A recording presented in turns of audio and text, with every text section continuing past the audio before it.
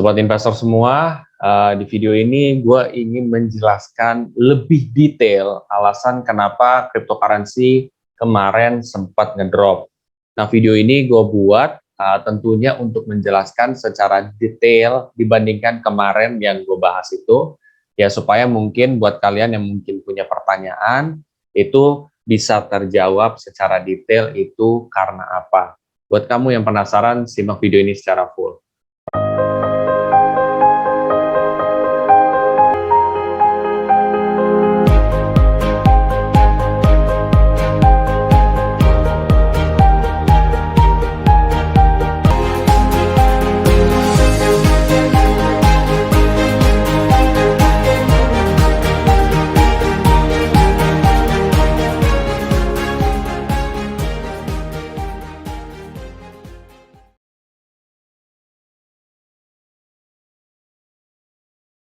Oke, seperti biasa, sebelum masuk lebih dalam, gue akan coba disclaimer dulu. Satu, keputusan investasi ada di diri kita masing-masing. Kedua, investasi itu pasti mengandung resiko. Salah satu resikonya adalah penurunan. Ketiga, gue tidak pernah mengadakan titip dana sama sekali. Oke, jadi kemarin menarik banget ya. Pas gue kemarin bikin konten, secara buru-buru juga. Gitu. Karena kenapa gue bikin konten secara buru-buru kayak kemarin terus ngasih tahu kayak kripto nih bagaimana dan lain sebagainya. Alasan gue adalah karena ada beberapa orang yang panik ketika kriptonya turun. Gue merasa gue kasih tahu deh secara singkatnya kenapa itu bisa terjadi. Supaya apa? Supaya masyarakat juga nggak panik atau investor tidak panik. Jadi ini adalah bentuk di mana gue care aja. Cuman balik lagi, gue setiap memberikan informasi, jangan lu 100% tanpa lu telaah balik. Dalam arti, lu tidak riset lagi.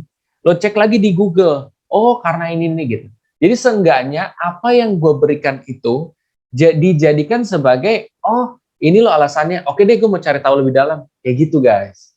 Jadi karena pada saat itu pun gue cuman buat supaya investor agak lebih tenang gitu ya. Tapi ternyata malah ada beberapa ya sedikit yang mereka ngomong bahwa ini kok nggak lengkap lah atau kesannya kayak gue nggak mempelajari lebih dalam lah gitu. It's not about that, Pak. Kalau lu sebagai seorang influencer itu pasti lu akan kalau lu misalkan memang baik, lu akan bantu nih secepat mungkin. Apa sih alasannya ini karena ini, karena ini, karena ini. Walaupun tidak detail, karena ya emang keadaannya seperti itu, supaya orang tenang dulu. Oke, nah, at the end of the day, gue akan coba explain lebih dalam lagi soal penjelasan gue kemarin. Oke, gue kemarin bilang ya, gue share screen dulu deh. Oke, gue share screen di sini. Nah, ini menarik banget. Gue kemarin bilang, ketika kalian ada masalah ya soal Bitcoin, Ethereum, atau cryptocurrency lain, cek di Google. Ya, di sini nih, Bitcoin misalkan, atau Ethereum. Kamu lihat di sini, ada berita kan? Bitcoin terjun bebas, rekor terendah sejak September. Internet Kazakhstan putus. Nah, di sini kan semua ada alasannya. Gitu. Tinggal lo mau riset atau enggak. Gitu kan. Nah, kemarin gue menyebutkan salah satu alasan terbesarnya itu adalah suku bunga, ya. Suku bunga yang dinaikkan sama the Fed atau Federal Reserve di Amerika Serikat. Federal Reserve itu semacam kayak Bank Indonesianya lah, gitu ya. Cuman ada di US. Nah, itu hubungannya apa sih dengan alasan kripto turun? Terus juga kenapa Omicron ya? Omicron ini bisa menjadi salah satu sebab dari itu semua. Jadi gini, oke.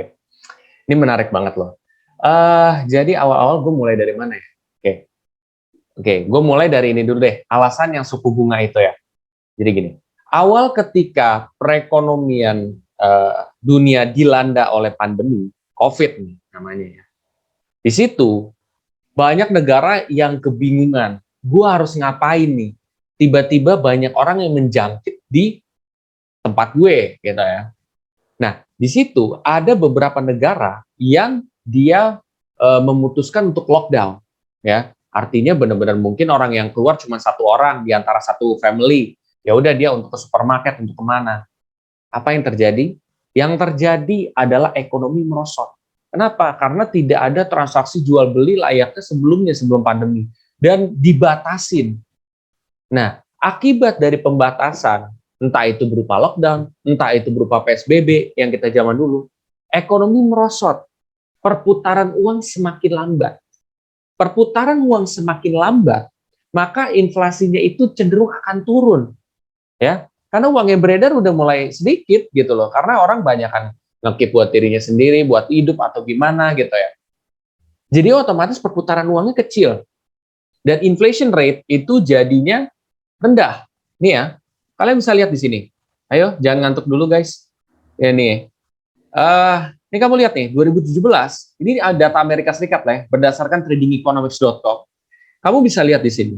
Ini inflasi Amerika tuh rata-rata 2%, ya mungkin 1%, satu sekian persen. Tiba-tiba pandemi muncul. Gubrak langsung. Tiba-tiba 0, sekian persen, ini mungkin mendekati 1%, ada yang 1%. Panik dong.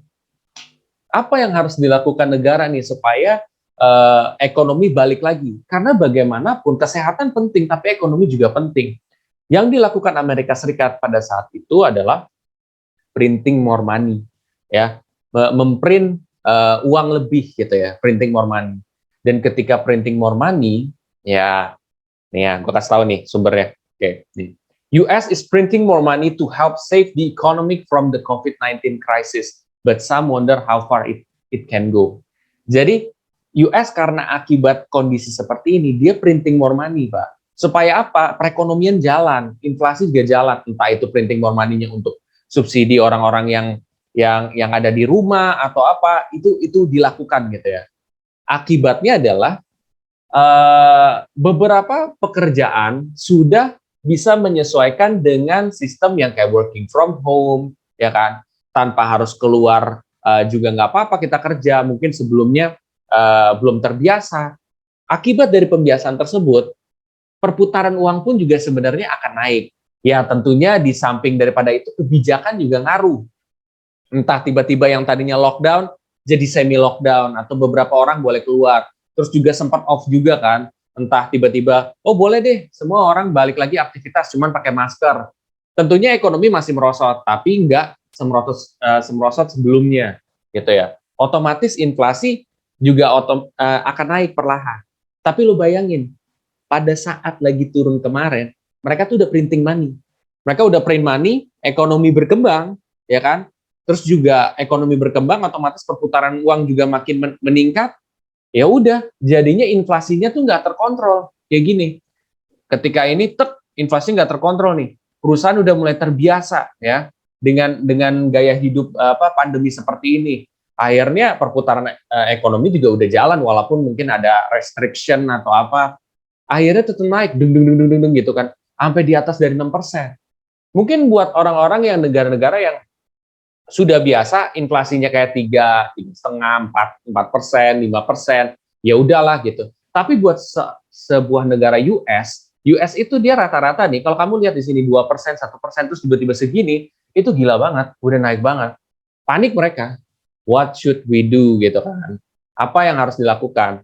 Nah, cara yang harus dilakukan adalah mengontrol uang ini kembali, ya, uang yang beredar kembali, gitu, supaya tidak inflasinya gede lagi, gitu. Kalau inflasi gede kan seperti yang kalian tahu, misalkan di Venezuela seperti itu, ya.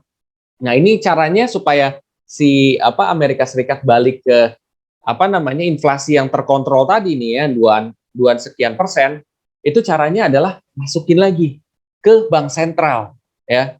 Nah, caranya gimana? Naikinlah suku bunga. Loh, kok naikin suku bunga bisa bikin naik? Itu kok gimana? Ya karena gini, suku bunga naik, ya, maka banyak orang yang bakal memilih untuk naruh aset tersebut di ya entah di bank gitu ya, ketimbang di cryptocurrency, ya. Kenapa? Karena di bank mungkin ada lembaga penjamin, terus juga suku bunganya juga cukup menarik walaupun nggak segede kripto. Ya orang akan beralih ke sana. Lo bayangin kalau yang beralih itu adalah bandar-bandar gede yang ada di kripto. Kalau misalkan bandar-bandar gede, otomatis kurva kripto sendiri dia akan ngedrop. Dia yang tadi naik jadi akan ngedrop. Nah, ketika dia ngedrop, ya si bandar gedenya itu dia apa namanya tarik duitnya, kan panik. Investor lain pada panik. Ketika panik, mereka cut loss. Ketika cut loss, mereka makin turun lagi. Makin turun, makin turun. Itu yang terjadi. Itu salah satunya ya. Terus juga ada beberapa aspek lain, misalkan kalian bisa di sini dilihat juga. Di sini bukan ya. Kenaikan bukan. Ini sini nih. Jadi intinya di sini tambang Bitcoin yang di Kazakhstan ini itu lagi bermasalah guys. Karena kan seperti yang kalian lihat di berita sekarang di Kazakhstan lagi ricuh kan. Nah, tambang Bitcoin terbesar kedua itu di Kazakhstan. Nah, jadi kalau misalkan bermasalah di Kazakhstan ya tentu akan mempengaruhi itu. Dan ketika itu berpengaruh ya otomatis kripto juga bisa akan turun gitu. Karena kan kripto bisa naik ataupun turun karena bisa dimainin nama seseorang, bisa jadi karena pemberitaan, orang panik, dia cut loss, mereka takut apakah Bitcoin ada potensi atau enggak nih ke depan hari kalau misalkan ditekan begini. Terus juga bisa jadi karena misalkan beberapa negara nge-ban kripto gitu atau mungkin Bitcoin sebagai mata uang dan lain sebagainya. Hal-hal seperti itu bisa bikin ngedrop daripada cryptocurrency sendiri gitu. Itu adalah explanation gua. Nah, kalau misalkan apa hubungannya dengan Omicron? Omicron ini adalah salah satu varian terbaru daripada si COVID sendiri. Ya ada Alpha, Beta, Gamma, ya terus juga Omicron. Ya, gua nggak tahu ada varian lain. Tentu setiap ada varian lain akan menimbulkan kebijakan baru setiap negara.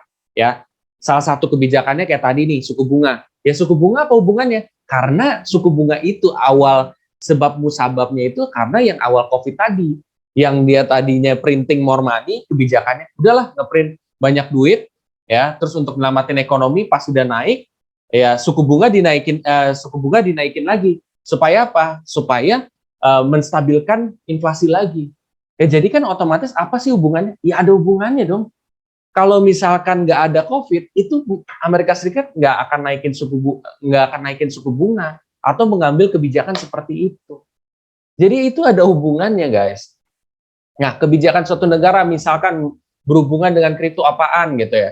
Ya banyak gitu, entah dari suku bunga, entah dari kebijakan apa. Itu loh. Jadi maksud gue, kita tuh harus bisa teliti kembali. Kemarin gue belum sampai sedetail ini gitu ya. Dan sebenarnya kalau kalian bisa cari di sini kan di Google banyak tuh alasannya karena apa. Kripto masih lesu Kazakhstan ya. Ini kan bisa lihat di sini.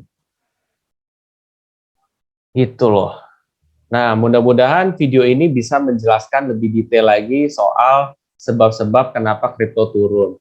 Dan keadaan-keadaan turun seperti ini tuh udah apa ya menurut gue tuh sering gitu terjadi di kripto. Karena pemberitaan A, B, C, D, E itu sering banget. Kejadian Elon Musk yang dia ngeberitain dia suka terhadap Bitcoin, dia invest di Bitcoin, sampai dia tiba-tiba nggak yakin di Bitcoin, tiba-tiba turun. Sering banget gitu. Kalau kalian tidak terbiasa dengan cryptocurrency yang bisa naik turun ini, mendingan nggak usah invest. Terus ketika ada orang yang tanya, oh saatnya ini tidak tepat untuk mulai invest, atau mungkin kita nunggu pada saat titiknya udah mulai recovery. Sebenarnya itu juga tidak salah. Tapi ada juga orang yang mau nekat untuk mengambil opportunity, itu pun juga tidak salah. Yang salah adalah ketika lu mau ngambil opportunity, lu tidak menggunakan uang dingin. Itu yang salah. Kenapa? Karena ketika ternyata tidak sesuai dengan harapan kalian, kalian akan kecewa banget. Karena kalian nggak pakai uang dingin. Uang dingin adalah uang yang tidak dipergunakan buat kebutuhan. Itu guys, jadi alasannya kenapa.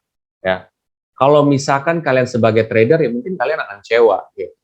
Tapi kalau lu sebagai investor, itu lo nggak akan sepanik itu. Ya, ini gue mungkin ambil contoh, Indodax. Indodax, berita, oke. Ya, gue sering bikin masuk kurva gini. Oke, verifikasi guys, sorry. Gue ini dadakan juga biar kalian tahu juga. Nah, Nih gue kasih tahu tentang kripto nih. Nih, oke. Lama guys, agak lama. Oke, nah sabar ya. Karena minta detail nih gue kasih tahu detail. Ini adalah kalau kamu ngelihat trader, ya, 1 week nih, kamu lihat trader. Oh iya, ini ya trader nih kalian lihat di sini misalkan. Oh ini gimana nih ininya ya kan? Tapi kalau seorang investor dia tuh ngelihat gini, tuh dia ngelihat gini tuh. Kalau trader dia ngelihat 15 menit. Oh ini begini nih, ini lagi turun nih, oh berarti lagi jelek nih untuk investasi, atau mungkin ada sebagian yang kayak, wow opportunity nih, ya kan kayak gitu. Cuma rata-rata melihat, wah ini marketnya lagi jelek nih, kalau mau ngambil profit agak susah nih, misalkan. Kalau yang belum berpengalaman ya. Tapi kalau seorang investor, lihat di sini. Kalau seorang investor mikir gini, kalau gua invest di 2017, ya atau dari 2018, terus gua keep sampai 2021, walaupun dia turun, levelnya udah berapa? Tuh, dia misalkan nge-keep 2018 atau 2019 lah, katakan di sini 2018, dengan harga Bitcoin 5, ini berapa ya? Sekitar 581 juta ya, benar nggak sih? Ya di sinilah, di level segini. Di level 58 juta ya, Bang, kalau nggak salah. Ya pokoknya di level segini lah.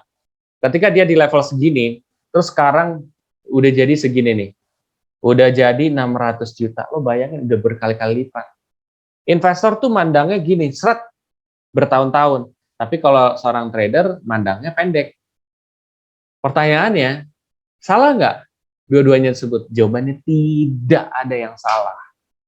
Ya, orang bisa ngambil profit jangka pendek itu nggak apa-apa. Yang penting kan kalian profit.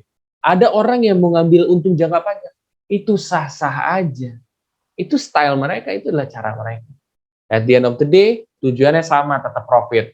Hasil caranya atau apa itu bebas kalian mau bagaimana. Intinya tetap aja yang penting kita bisa berinvestasi dengan baik. Mudah-mudahan itu akan mengeksplain semuanya gitu ya. Mohon maaf ya gue banyak ngomong di sini juga gitu. Dan mungkin kalian dengan ada video ini bisa tercerahkan dan juga kalian bisa riset lebih dalam lagi gitu ya. Jadi jangan terlalu mengandalkan sama gue juga karena gue kemarin supaya orang nggak panik aja gitu. Jadi at least gue kasih ringkasan-ringkasan aja. Tapi ternyata beberapa ada yang minta detail juga ya karena kan dadakan gitu. Jadi gue supaya orang nggak panik dulu. Nanti ketika udah situasinya agak lumayan, baru gue jelasin full. Cuman karena berhubung ada orang yang ngomong seperti itu, ya udah gue jelasin sekarang seperti itu. Mudah-mudahan tercerahkan. Oke semuanya, kalau kalian merasa video ini sangat bermanfaat, ya kalian bisa aja pelajari lebih dalam lagi soal kripto di playlist trial trading gue dari awal sampai akhir. Terus juga kalian bisa kalau suka bisa share aja video-video ini ke teman-teman kalian, mudah-mudahan ada manfaatnya juga, yang banyak manfaatnya juga ya. Dan apabila kalian suka, kalian bisa klik subscribe dan juga klik bel notifikasi yang ada di samping. Sampai jumpa di video selanjutnya.